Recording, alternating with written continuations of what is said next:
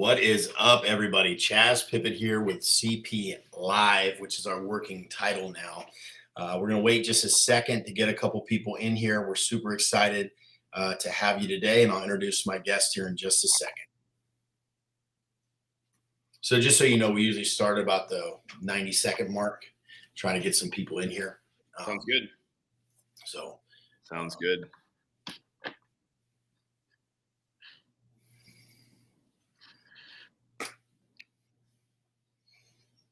All right.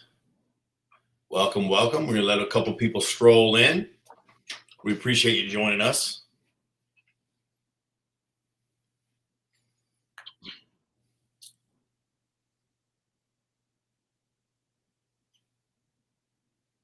Thank you all for coming. We're going to get started in about 30 seconds. You guys just hang tight for me.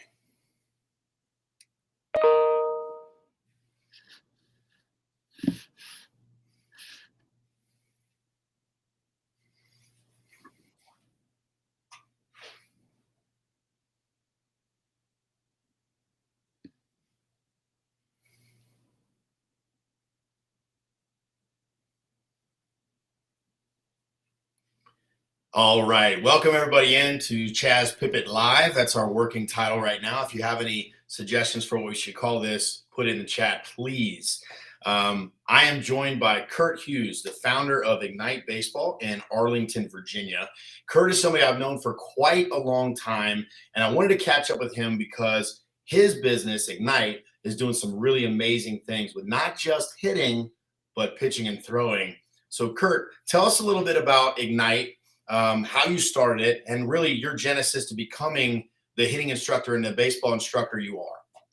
Yeah. So originally I'm from Vermont. So not a very great baseball state and pretty small.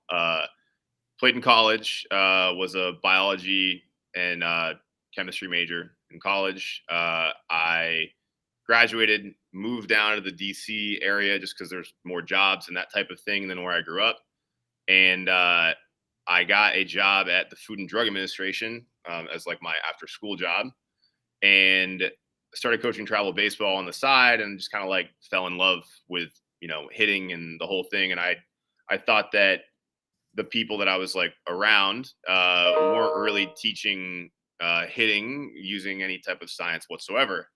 I'd been kind of looking into like hitting stuff for a while up to that point, and Baseball Rebellion had been like one of my bigger influences. I've been reading their articles for years at this point, just kind of like quietly, never commenting on anything or anything. And then I read one article, I don't remember which one it was, and at the time I was like considering going to school to get my PhD in either biomedical engineering or chemical engineering, one of the two. I was like taking classes. Really easy stuff right there. Good. One or the other, no big deal. Yeah, whatever. And I kind of was between making a decision of like whether I was going to do that or I was going to like start this baseball business to try to fill this need that I thought existed. And so I hit up Chaz, and I said something in an article, I don't remember, and he's like, hey, let's talk more. So we talked, and I basically was like, hey, I'm thinking about quitting my job and like starting this business. Like, clearly this is something that you've done before. Do you think I'm crazy? And basically Chaz was like, yeah, maybe. Kind of tried to talk me out of it a little bit. Well, put yourself in my shoes there, Kurt. Like, you're talking about leaving a PhD program. When we're talking about like, you were selling cars. Like, this is not that there's anything wrong with that, but I mean, you had a real path to becoming a doctor. That's a different deal. Yeah, it was. I mean, my parents thought I was crazy too. But it's like one of those things where if you're passionate about something, you just kind of don't stop working on it, and then you end up figuring it out. And that was 2014, I think.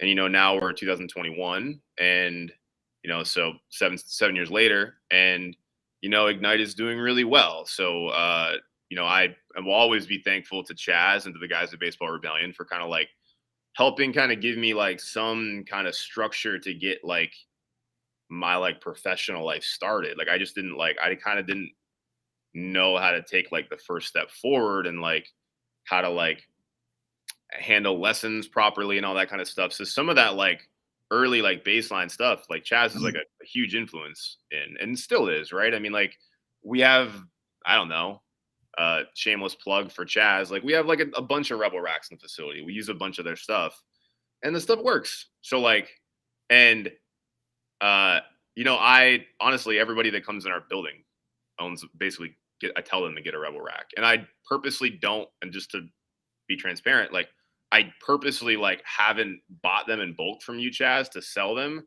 because I think that like from an ethical perspective, I can't give them a true recommendation if I'm making money off it. So That's I fair enough. don't do that. So like on any product, if I'm like, you should get this, I'm not going to profit on it. It's like a thing that we've done as our business and it seems to work quite well. And the reality is like all of our guys use that stuff and it works. That's awesome. And obviously I appreciate it. I mean, I've known you for quite some time at this point, and I remember you coming down numerous times. You stayed at my house that one time, and you got to see Manny Ramirez hit, I believe. I mean, that was pretty sweet. So, I mean, I've kind of let you behind the curtain some. Obviously, I can rub some people the wrong way occasionally, and I try not to do that as best I can. But how has your experience been? Not just communicating with me, but with other instructors in the industry, right? I mean, a lot of people, are pretty closed-minded in this business, and they don't want to share secrets. They don't want to actually help you grow. Right. Whereas I really do, and I have shown that repeatedly with people that actually reach out. So, who are some other people that you've talked to and that have tried to help you? And you don't have to call anybody out that didn't, but I know there's some of those too. Yeah, I mean like Jeff Leach, fantastic dude. I've talked with him multiple times about kind of the way this whole thing goes. To be honest with you, I try not to engage too much because I know that that's kind of how it goes. I kind of just like put the stuff out there that I think is the best. And if people like it, great.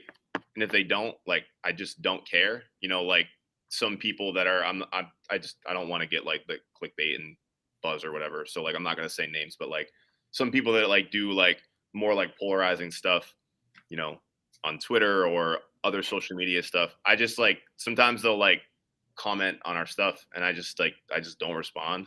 I'm just like, whatever. Like, Yeah. and like, obviously there's a logic behind what you're trying to do. Like, cool. Obviously, there's a logic behind what we're trying to do. We think it's very well thought out. It's basically all I think about for, the times when I'm awake. So it's like, whatever. I don't care what they think. It's no big deal. Well, kind of touching on that, I mean, when you do this full time and you really dive in and you're willing to stick your neck out there and go, brick and mortar and go for it, you kind of have to have almost like an obsession. You have to be so committed to being successful that there is no opportunity for failure, and you have to make sure that you spend the time in the right areas to gain an informational advantage over the people that you're competing against, whether it's locally or nationally or internationally, it doesn't really matter. So what would you say has gotten Ignite to the point where like you're about to go through a big expansion? Talk about that. Oh yeah. I mean, we already did. Like it's dark right now. I just kind of flip my computer around. Like this is like, maybe you guys can't see it that well, but this is like our upstairs, like throwing area. We have like another weight room and everything kind of over in the corner over there. And then we have the whole downstairs as well. So we already did that. That happened in September. So we're already. Oh, that's awesome. I didn't realize you were in your facility. I thought you were at your house. No, man. I was working till like 9. So I just kept it rolling. You can see like I have the screen recorder thing where I'll do videos in front of behind me. And then my landlord like to travel or whatever. So he had like a map there that I haven't taken down yet. Or maybe I'm just going to put like little marks where people have come from the train like you guys do. I don't really know, but. No, you absolutely should. Whatever. Man. I didn't put it there myself. It was just already there. So it's a nice. Yeah, you don't have to buy a map now. That's great. Yeah, well, obviously, congratulations on the. Thank you, man. I thought that was happening. I didn't realize that already happened. Yeah, so like Tyler, like your boy Tyler that did your net and everything. Like he's done both of my build outs.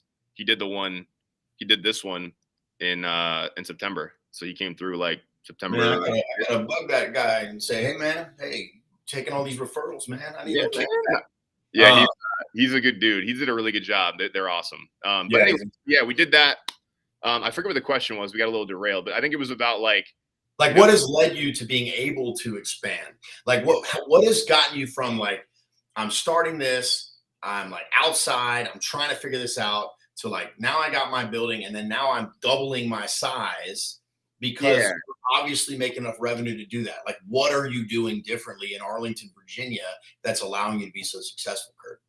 yeah. I mean, I think like in the beginning when I first started doing this, I was very much like looking exclusively to because hitting was like my passion. It still is. Um, Looking to like hitting people to like guide me to be like, who is the smartest hitting guy? I'm gonna find that person and I'll try to like learn as much as I can, like to be as close to that as I can possibly be. But then I got to a point where it was like, well, I've like read like a lot of things. I've seen as many videos as I'm gonna see. And then I was like, all right, well, like hitting really is like a movement. So like I think maybe like the fruit that's kind of on this vine is not necessarily through people that like are teaching hitting. It's going to be more people that are doing other stuff like posture restoration, like gait mechanics, like physical therapy, like that kind of stuff. So I kind of got started going down that rabbit hole, like probably like 3 months before we opened the facility. And from that point on, my goal has been kind of like to understand human movement at like a much higher level. And then when you get to that spot where you start understanding human movement and you can kind of apply it to other things, is right. So we did the hitting, we're still doing the hitting, and we've built like a pretty robust like decision tree model that governs everything that we do, right? Like if the hitter's not sliding their pelvis forward, um, like during their stride, like we can't do anything else. That's the most important thing. Once that's figured out, then it's like, okay, now we're going to focus on like rotating the pelvis and segmenting that away from the rib cage. And then like other things like build upon that. And if we don't get the first couple things, like nothing else matters. So like that's what we're doing. So we built that for hitting. It's been really functional, works really well. And then it was like, all right, well, I need to build the same thing for throwing so we can train staff, like we know like what we're doing on that regard. And I got way down the rabbit hole with like my business partner. Like I would say like when we first started, he was much more like throwing than me. I didn't really know that much about it, but I kind of was able to learn a lot more about it because of like the movement stuff I was learning, coupled with his knowledge about like more standard things that pitchers have done. So I Mm-hmm. think me looking in different spots than just like where everyone else is looking, I think has been honestly the biggest thing. And the system, like systematizing stuff so it actually like we have a process to which we approach things. Because what I found is that like, and I'm sure that you found this too, Chaz, it's like if you build a business like you built Baseball Rebellion, if it's just like the entire business is people want to come to do lessons with Chaz, that's a hard business to manage because you have a family, like you can't work 90 hours a week. Like all of these things are Oh, true. you can. You can. You It's can, not but like fun. it's not healthy. So Yeah. you try to not do that. And my wife would Right. definitely not be happy if I did that. So that's been my things, I think. That's cool. So you're exactly right. I mean, building systems is extremely important, but I want to be super clear. Building systems and I'll speak for myself and then I'll Yeah. ask you. Building Okay. systems at Baseball Rebellion is not about cookie cutting. It's about establishing a foundation that variation can stand on. Oh And I yeah. think a lot of people really struggle with that in baseball and softball because the in vogue style of teaching right now is let's make everything as hard as we possibly can. Let's make it chaotic and then let the hitter figure it out or the thrower figure it out. And unfortunately, if they don't have a strong base and understanding of how they're supposed to move correctly, if they have a healthy, uninjured body, then that really it just breaks them down and makes them survive instead of thrive. What do you think of that? I totally agree. I akin it to like building a bridge. Like if I build a bridge and I'm not really sure how stable it is, I'm not going to drive an 18 wheeler over it. Like, I'm going to make sure that bridge is like really reinforced. We have all those pieces together before I like drive that really heavy truck over it. And like crazy pitch pressure right off the bat, or, like, random practice or whatever, which is not like, I'm not saying random practice is wrong. I think that like when people think about like random practice and block practice, people are like, well, obviously random practice is better. And it's like, it's better at times. It's not always better. Once, once we have that foundation, like you said, like that really strong bridge, we can drive anything over it and we're good to go. But until that time, yeah, I totally agree with you. We want to have the foundation of the way the athlete moves before so they can handle that. Well, we don't want to skip steps, right? I mean, Yep. it's really easy to go right into group training and have loud music and everybody's screaming and it's fun. But we want to make sure that the player is prepared for the variations and the variables. Because if you just throw a bunch of variables at a novice player or a player who has a massive rotational deficiency, even if they've been playing baseball or softball for years, they're not going to even have the opportunity to solve the problem of the variables. Their brain and their bodies are incapable.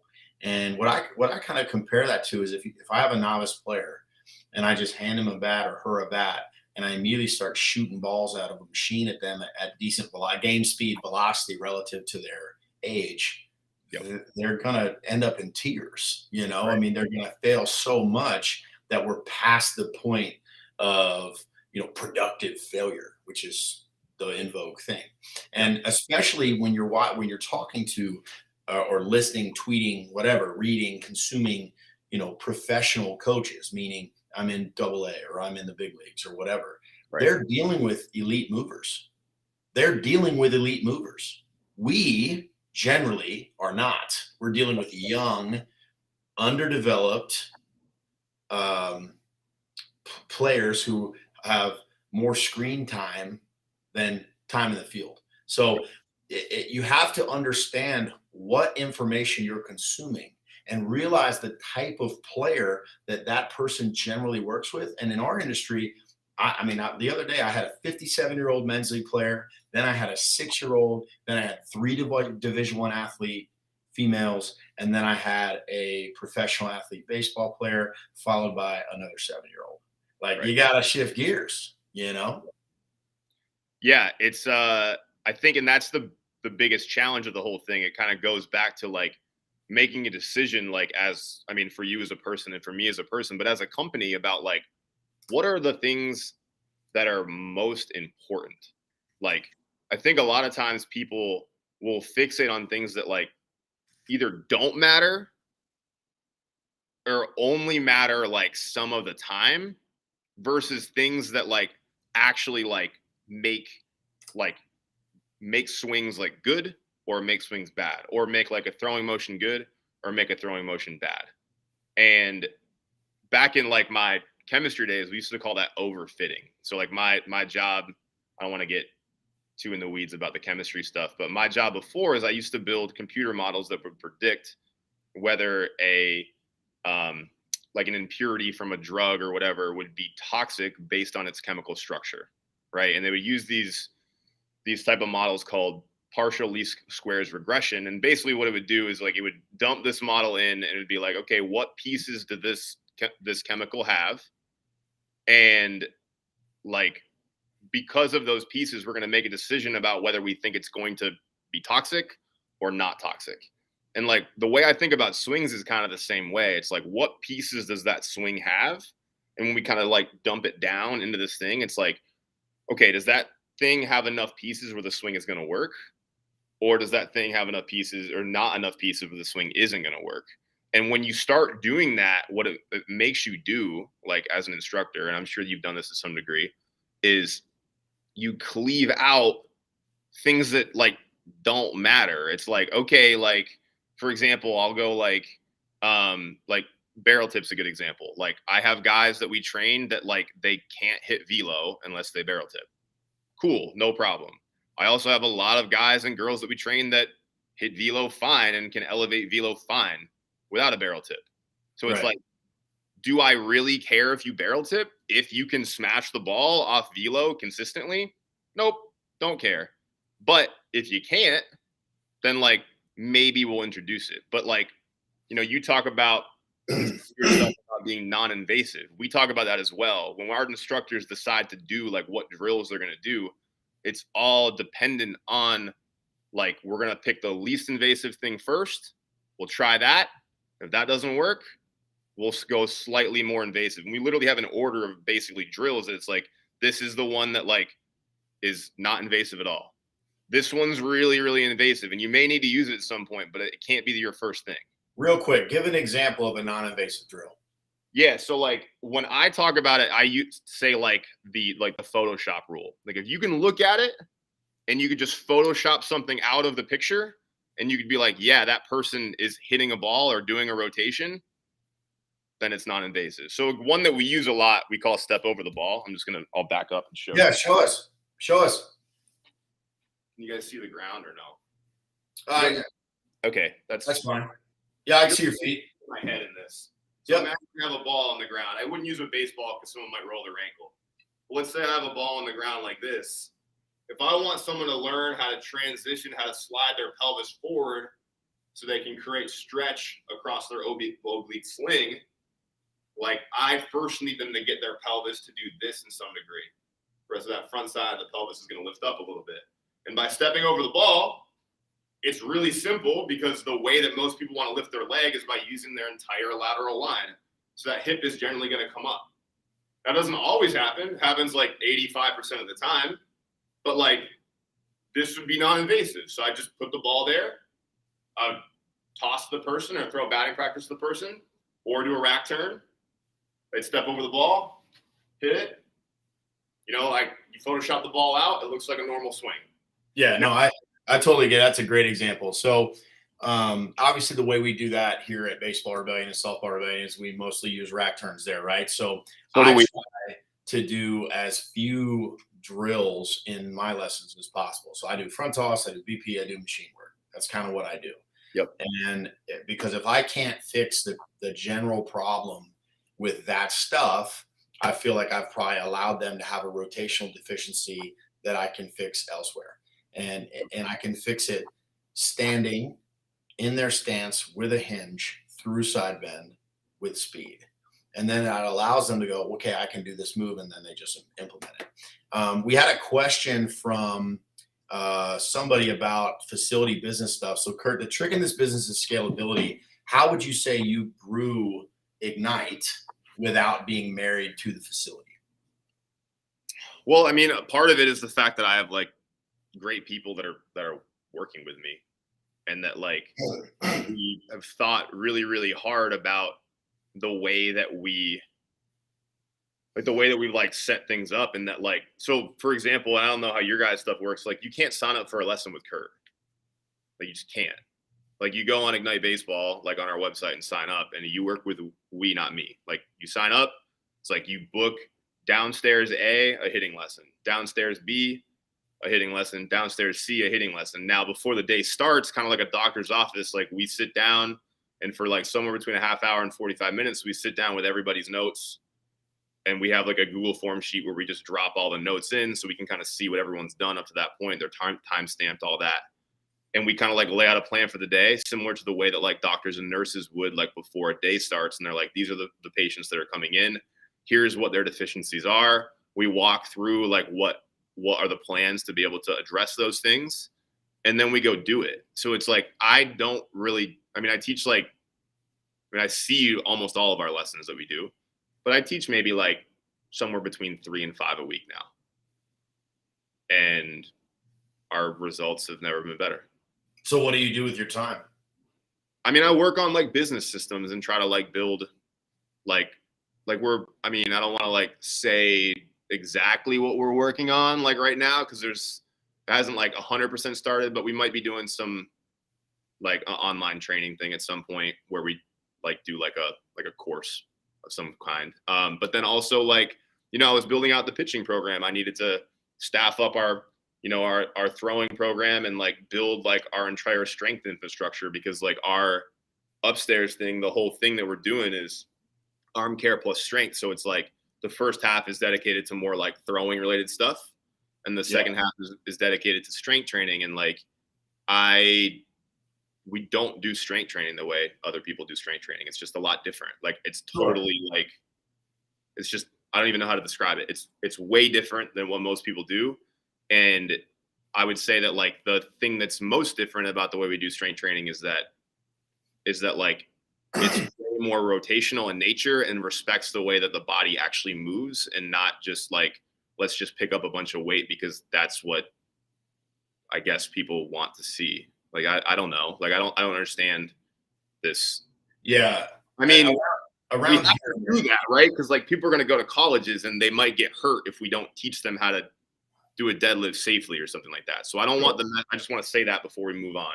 I don't want the message to be that like we don't do any like deadlifts or squats or whatever, but it's limited, and we more teach them how to do it in a safe thing. That's not like the bread and butter of the program, if that makes sense. Yeah. So, it's interesting. I listened to a guy speak the other day, and just because I'm talking about him, I'm forgetting his name, but I was on his website, and basically he said he wants to figure out what the athlete needs to do in real life, and then train them to be able to do whatever that is in real life super well. And that doesn't necessarily mean you need a 500-pound deadlift and a 300-pound bench press and a 36-inch vertical jump and a 10-foot broad jump. Like I've never broad jumped on a baseball field at all.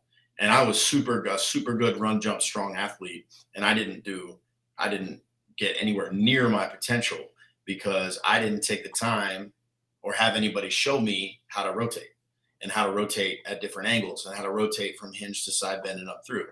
And so that's kind of, I assume what you're talking about specifically on the hitting side is like, you have to be functional inside of the demands of the athlete's sport. So for instance, a football player's functional demand, if they're an offensive lineman, is radically different from a wide receiver. Well, in baseball, if you hit or throw, you are massively rotational. And if you are deficient in something with how you understand, train, or execute your rotation, you are in massive trouble. And you will eventually max out much sooner. If you can't do that, you will hit the wall. And the other thing too is that like a lot of times like people are not training like what we've evolved to do. Like humans from an evolutionary perspective, we're evolved to walk, run, and throw. Those are the things that we're evolved to do, basically. And like when we walk and when we run, there's certain patterns that happen like every single time. And like almost nobody's training respects the way that like humans actually like walk and run. And I don't want you guys to hear this and think, Kurt from Ignite Baseball thinks that like baseball players should like run distance. That's not what I'm saying at all. What I'm saying is that when people run, the arm that's in the lead always pulls, the arm that's trailing always pushes, and the trunk always rotates towards the lead leg. That's true in hitting. That's true in throwing. That's true in walking. That's true in running. And like, it's our goal, like at Ignite with our training, to design like almost all of our training exercises to respect that and to basically do that like on almost every single thing we do. So if we're training a press, we're also like rotating towards our lead leg and pulling with our lead arm. If we're training a pull, we're reciprocating that with the other side of our body because that's what humans do. That's a really interesting way to think about it. I really like that. Kurt, you mentioned before that you're doing some really cool throwing stuff. Can you talk a little bit more about your throwing program and how that's really, really different than what's around you in Arlington? Yeah, so we use Pulse a lot, which if you guys don't know what that is, it's like a sensor that goes in your arm and kind of wraps around. It used to be called Modus. Yep, Driveline Bot is called Pulse now. And what it does is it tells us a lot of things. I don't want to get too in the weeds on that because I could go all day on it. But I think there's the thing that like makes what we're doing quite unique is that we've developed what we call an Ignite efficiency score. And I don't know if we're the first one to do this. So I don't want you guys to hear this and think like I'm claiming that like we're the only person to do this. But essentially, every throw it's going to give you a readout of how many Newton meters of stress you're going to put on your elbow, basically. And when you divide that number by the miles per hour of velocity that person throws, it spits you out a decimal. And that decimal, because like efficiency by definition is how like is being able to do the most with the least effort, right? If we can get a lot of velo with a little stress, then obviously that's really, really good. So the lower that decimal gets, the closer to zero it gets, the better off we are. And it also gives us kind of like a decent, now no biomarker on this stuff is perfect, but a decent biomarker as far as like, okay, like, do we think that this athlete can push and gain their velo in a healthy way? And the answer is like, if that number becomes like above like 0.7, then we get a little scared and we're like, I don't know if this athlete can grow in a healthy way. So for us as a company, when an athlete comes in and they have like a 0.7 or a 0.8 or a 0.9 as their efficiency score, our first goal, no matter what that athlete thinks, as a responsible company, it's our first goal to help drive that efficiency score down to a more manageable number before we push.